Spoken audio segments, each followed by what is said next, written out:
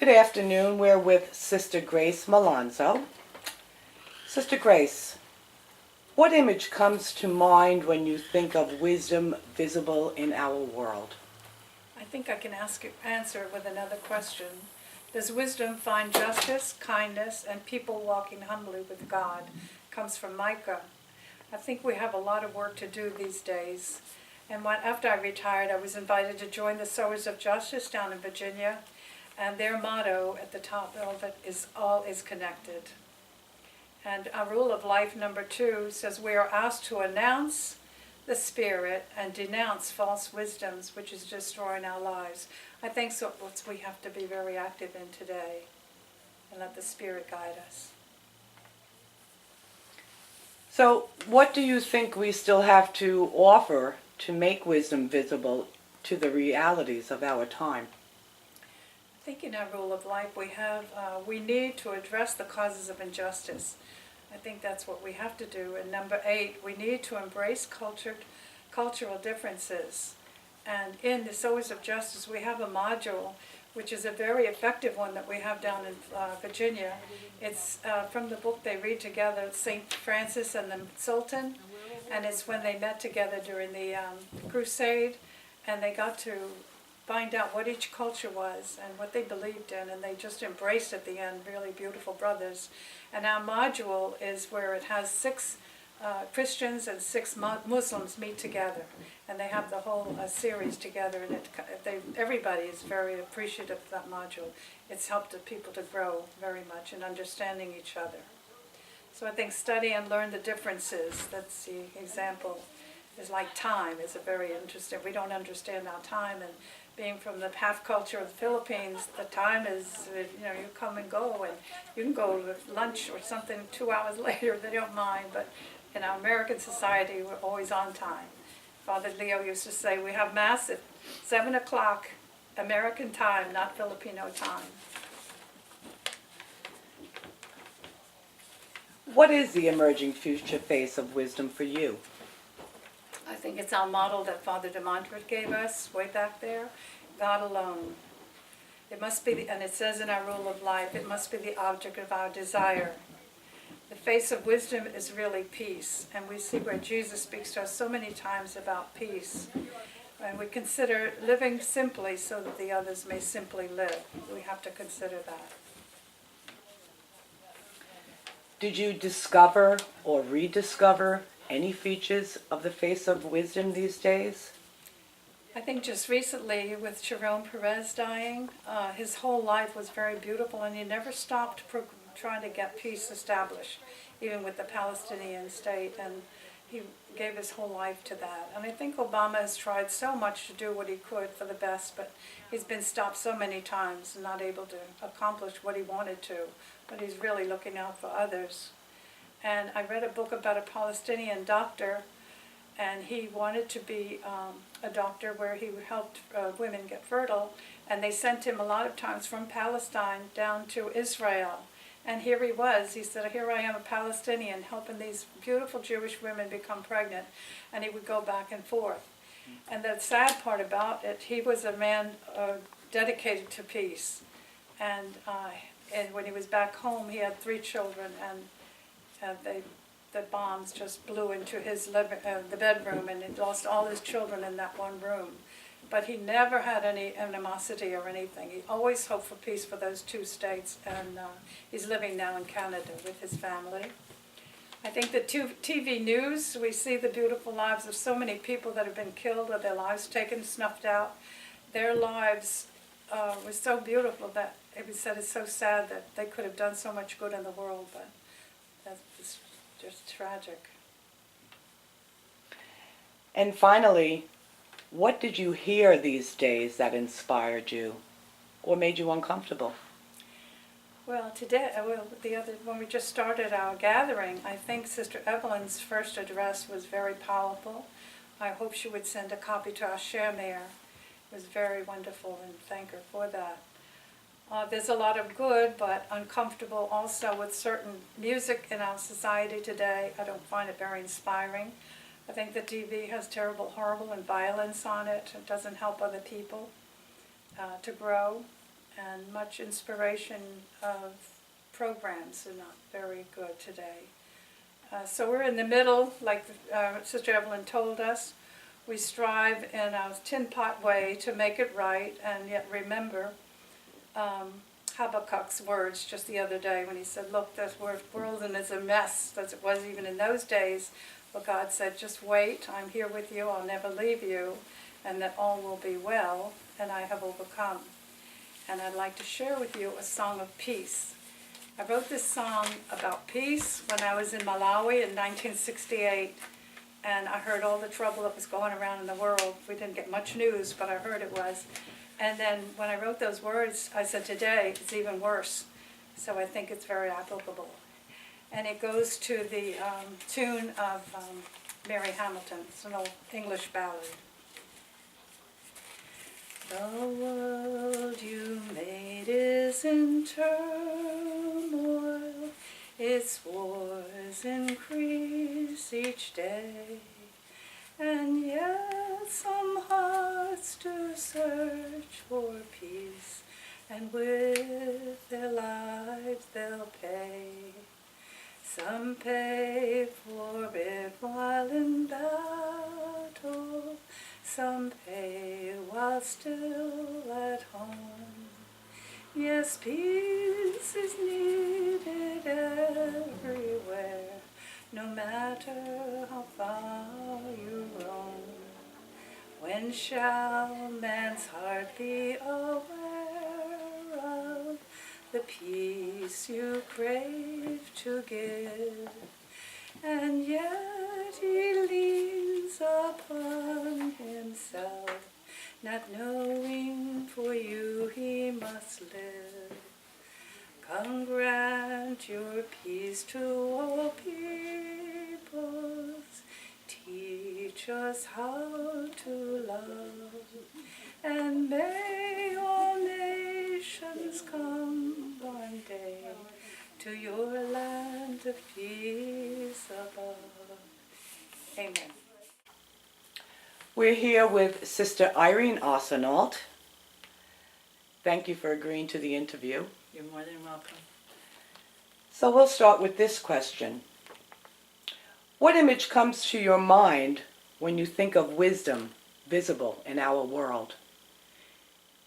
I think, in my own mind anyway, I think of God's love. That's really, I think that's the most important part of our lives, is to understand how much we are loved and the desire to share that love with other people so we can live a life of peace and compassion and harmony. And so my idea of wisdom, I used to worry about it because I thought that it had to be, so theological, and I had to go to the Old Testament and study wisdom, which I did, which I enjoyed. But basically, the more I think about it, the more is like just recognizing the love of God, the life of God. What do you think we still have to offer to make wisdom visible to the realities of our time?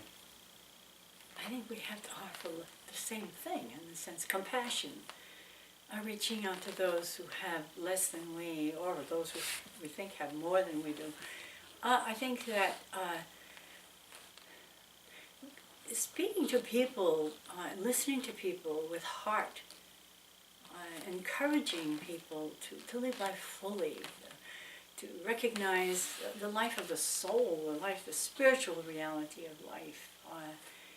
And I think that the more I understand that for myself, and the more I pray about that, perhaps the more I'll be able to do that with others. And then you have the ripple effect. And I think that that seems very simple, but not that easy. What is the emerging future face of wisdom for you?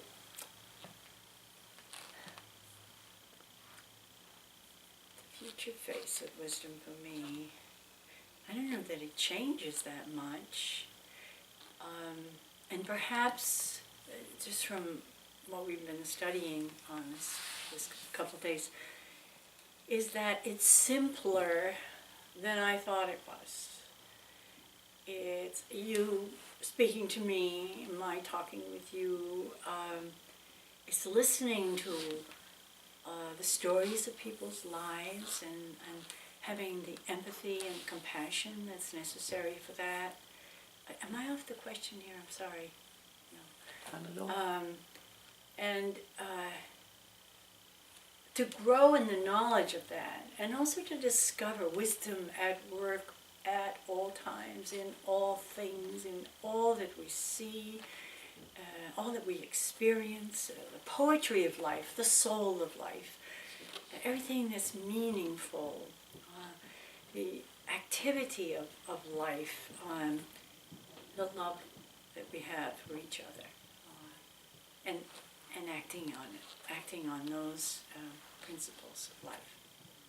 So tell me, did you discover or rediscover any features of the face of wisdom these past few days? I think I did discover. I think I discovered that, I think as I said before, it's a little more simple than I was making it.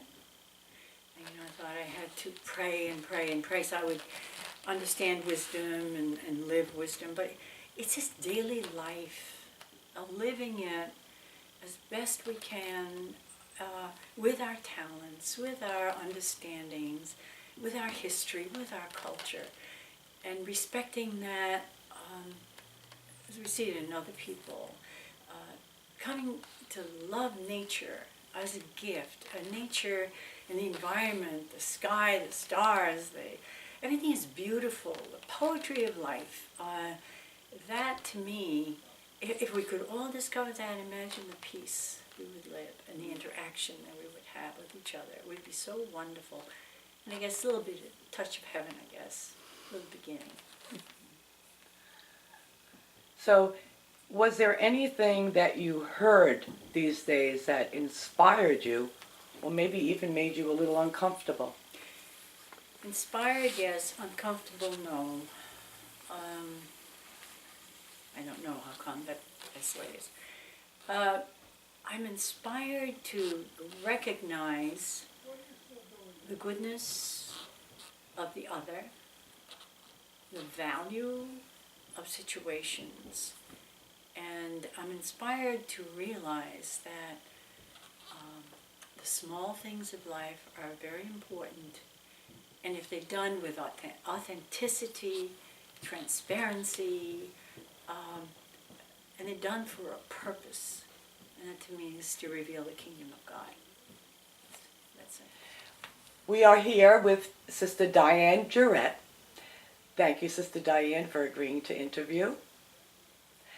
And we'll get started with the first question. Tell me, what image comes to mind when you think of wisdom visible in our world? There's a poster that was on the wall that we looked at today during the conference, and it's a picture of two hands, and it's shaped in a heart, and it's holding some soil, and there's a small green shoot coming out of the center of it. And for me, that's who wisdom is. The image that I get is that she's the root, and she fertilizes the soil that's us.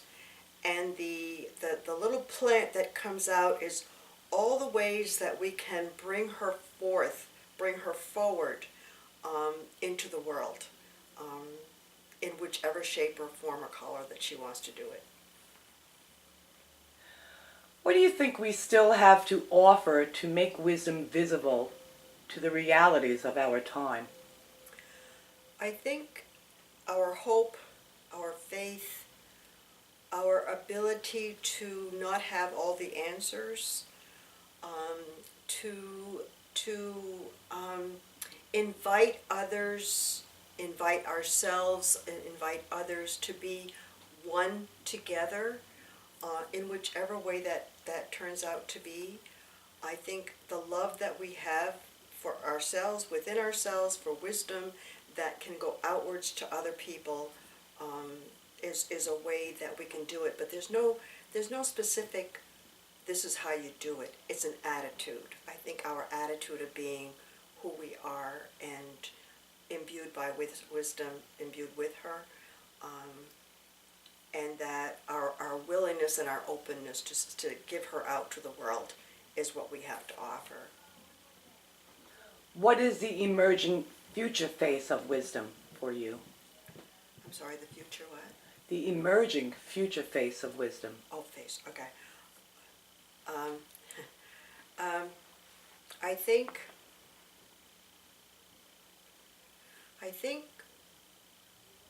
being able to see who we are in our own self-awareness and being able to meet that in the other person, no matter if they're self-aware or not, or someplace in between, that her face comes in every interaction that we have, and that as she speaks to each one of us and continues to do that on a day-to-day basis, she'll invite us to be her face to other people as we meet them, and in ways that we don't even understand or know or have an inkling of right now. Did you discover or rediscover any features of the face of wisdom these past days? The one that comes to mind the most is community. That we've learned to be in community since the day we entered, but these days there's a sense of what community means when we get together to solve a problem, or when we get together to share on a topic where we can emerge greater than what we started with. There's a saying in math, the whole is greater than the sum of its parts. And that's who we are every time we come together. Every time we have a gathering, I know that that's what happens. That each one of us comes in with our own part. And when we come together in community, that whole that happens is bigger than any individual, or if we're 10 people, it's more than the 10 people that are there. It affects us, it affects other people that we go out to be with, our families. It all comes together in community. And finally, what did you hear these days that inspired you or perhaps made you uncomfortable? I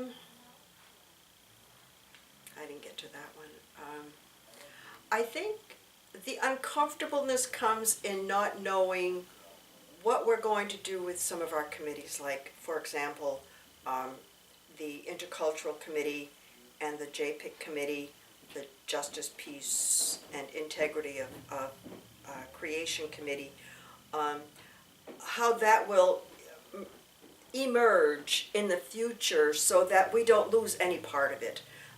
I'm uncomfortable with that question, so I have to grapple with it. I'm with Sister Anne Gray. Sister Anne, thank you for agreeing to interview. That's my pleasure. So, in the last 2 days of the conference, I guess there's a lot in your head. Buzzing. Oh, what's... And I think we kind of ended on a really chaotic note, which is wonderful because that's where creativity kicks in. Yeah. So, tell me, what image comes to mind when you think of wisdom visible in our world? Yeah, I think really I focused on the centerpiece that was on the table. And it was a round globe, and it had the faces of many different cultures, children, adults, all the races were included. And they were all smiling and happy. It looked to me like a world of peace.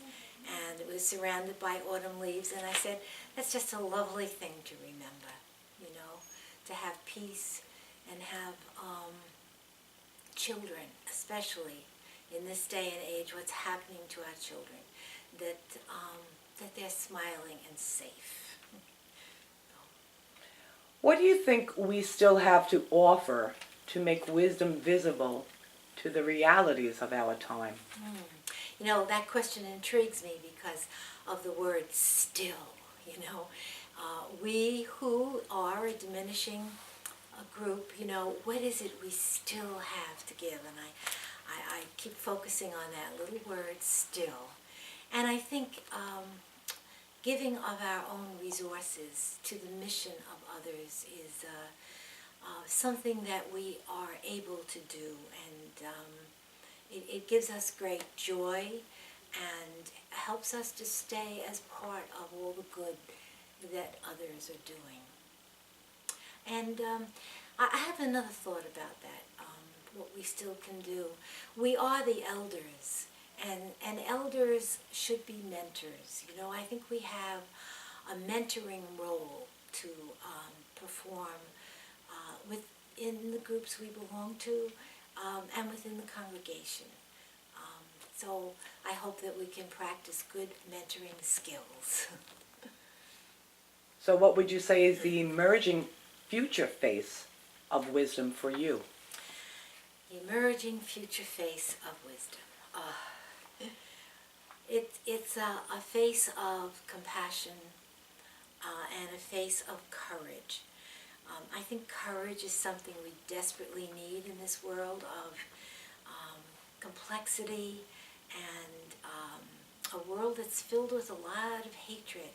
You know, the courage to confront reality. You know, Marie Dennis of the International Pax Christi group spoke eloquently to the question of the just war theory.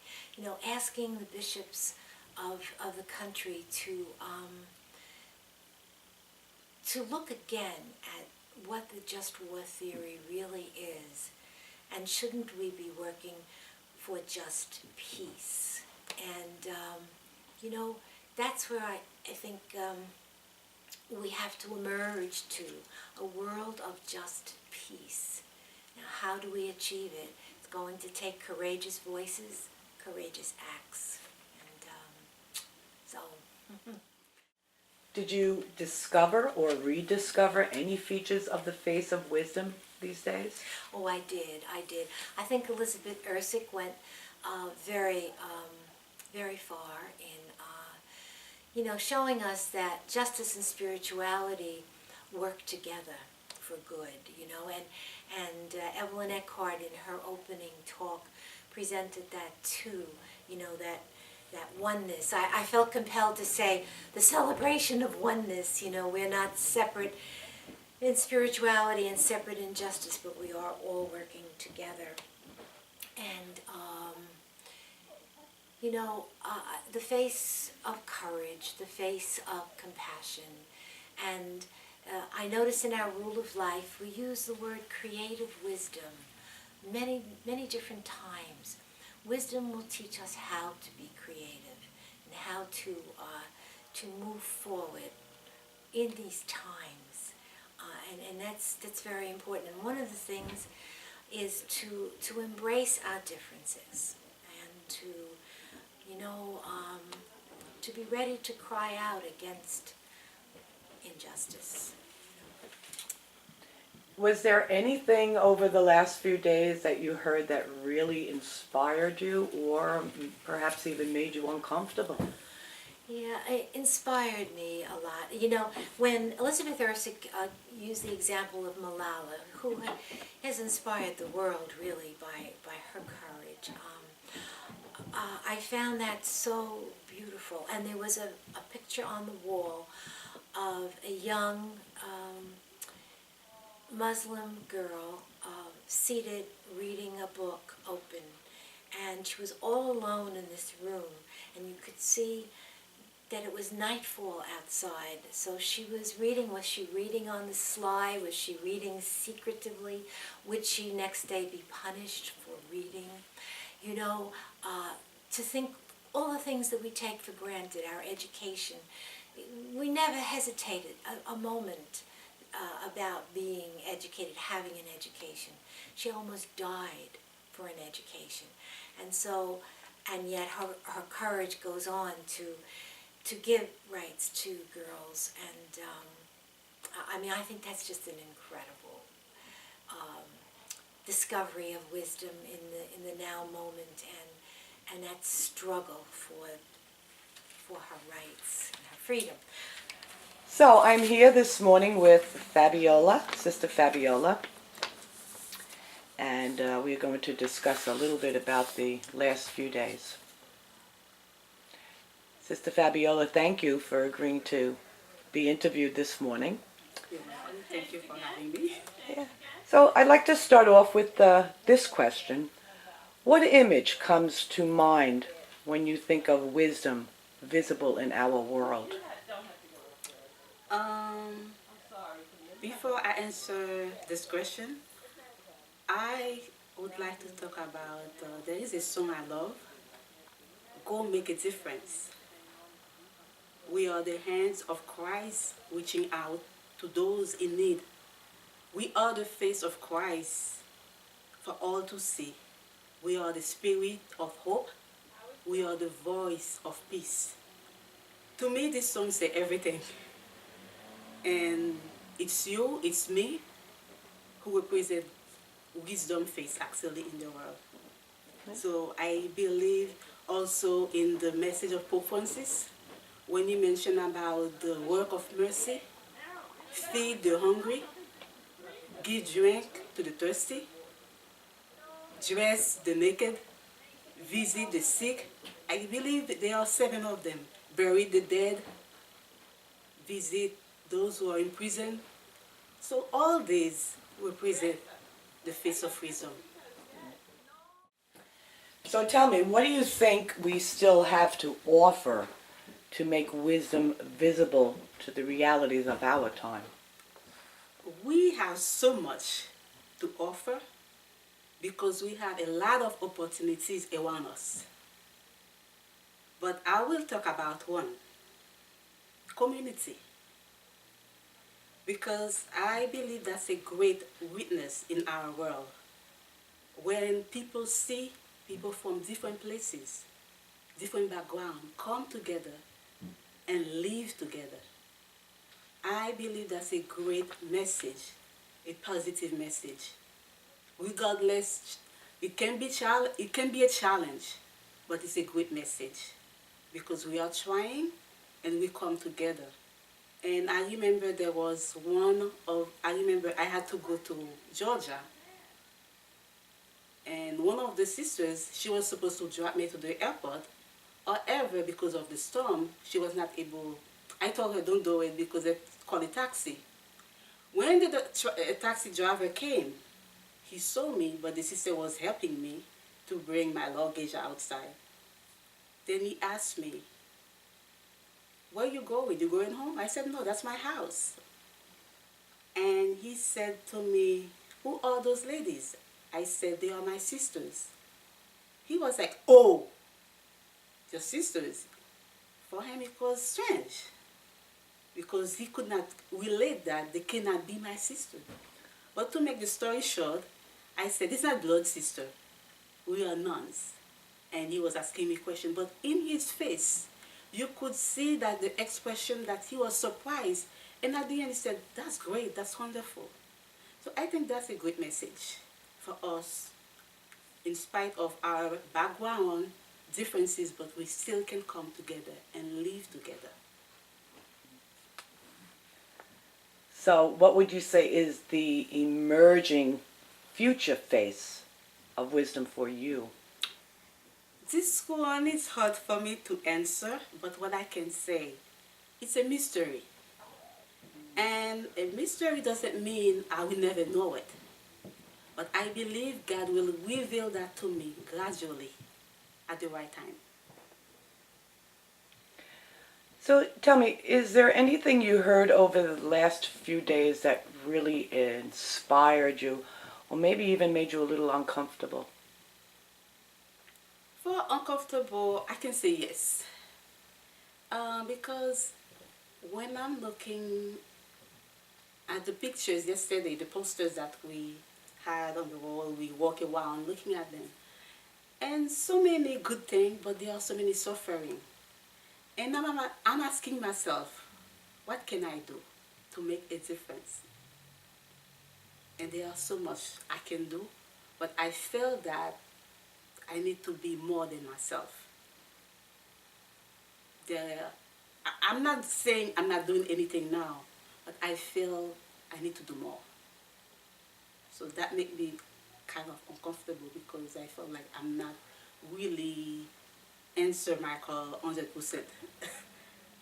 So what about inspiration? Have you gotten inspiration? The inspiration is the hope. That's what we already doing. The difference, I'm not saying that we're not doing anything. We do something already, but I feel like the inspiration is just like to do more. Not to stop, not to be satisfied with what I'm doing now, but think, what can I do more to make a difference? I'm here this morning with Sister Bernadette Sassone. Good morning, Sister Bernadette. Good morning, Catherine. How are you? I'm very good, thank you. Thank How you. how are things going over the last few days? Very, very well. Thank you. Very good. Okay. So let's start with this question. What image comes to your mind when you think of wisdom visible in our world? The immediate image I had was of one of our sisters who actually is in charge of the social services here at St. Mary's in Islip. She, to me, embodies everything that we are speaking of, and I am so impressed and touched by Sister Camille. One of the first days we had a talk on some of the characteristics of the feminine face of God, and they were courage, compassion, creativity, and community. And I went into the scriptures a little bit about compassion, because to me, I witnessed Sister Camille's compassion to poor people right here on the spot, one-on-one. And in Sirach chapter 4, he speaks a lot of charity to the poor and tells us not to avert our eyes from the needy. And in the middle, at the end of the very heavy day, Sister Camille was faced with a situation that she had to take care of, and I was very edified the way she gave her time to this person that really needed help, his family. And then that's the compassion. And then the creativity part, I felt this quote from Proverbs 11:30 was that the fruit of the upright is the tree of life.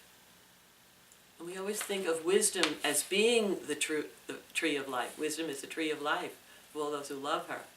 And then when the upright person has this gift of wisdom, they give this life to another person. They share it. The fruit is the tree of life. So I saw that in the example I'm talking about with Camille the other day. Mm-hmm. She spoke to this couple who they are living in a car. They are really in need, and she was so wonderful to them and really is helping them. So that was the creativity. The community part is her group here who have been helping us for the past 3 days, volunteering, serving us in the background, but just with such generosity and love. To me, that was wisdom. And then the first part is courage from Proverbs 8. Camille herself is very courageous. She has been using a walker recently, and yet she walks. She climbs stairs. She's just been unbelievably generous in her whole attitude. So that was my reflection, Catherine. Of course, for me, wisdom is Jesus Christ. You know, Sophia is an image. It's a personification of the Trinity of God.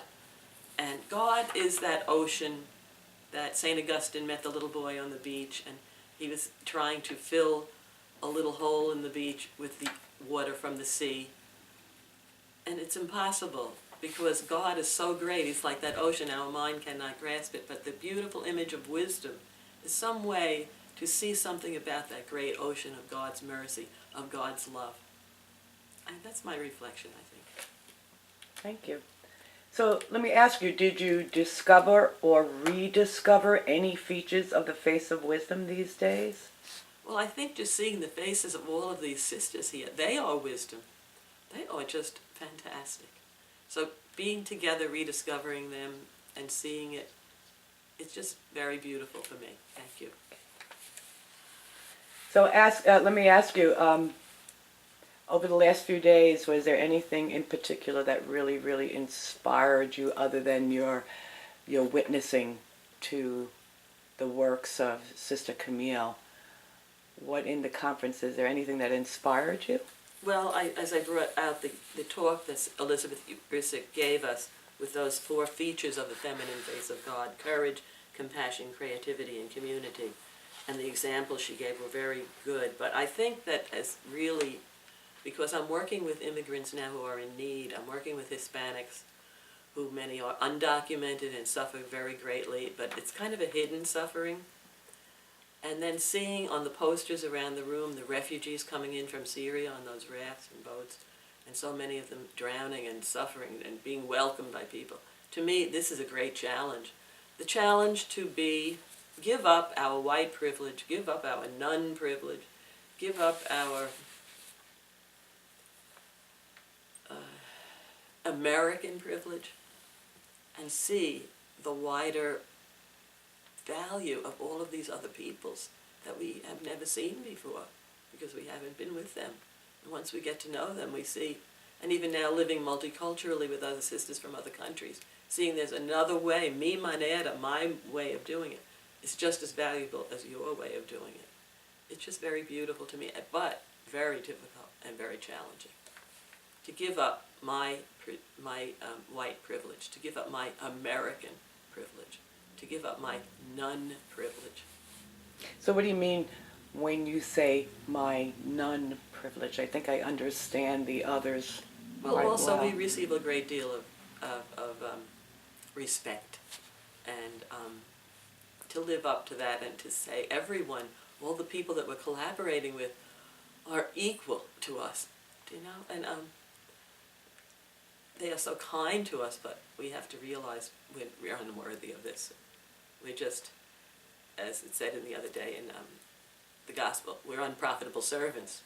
But Jesus loves us anyway. Wisdom loves us anyway.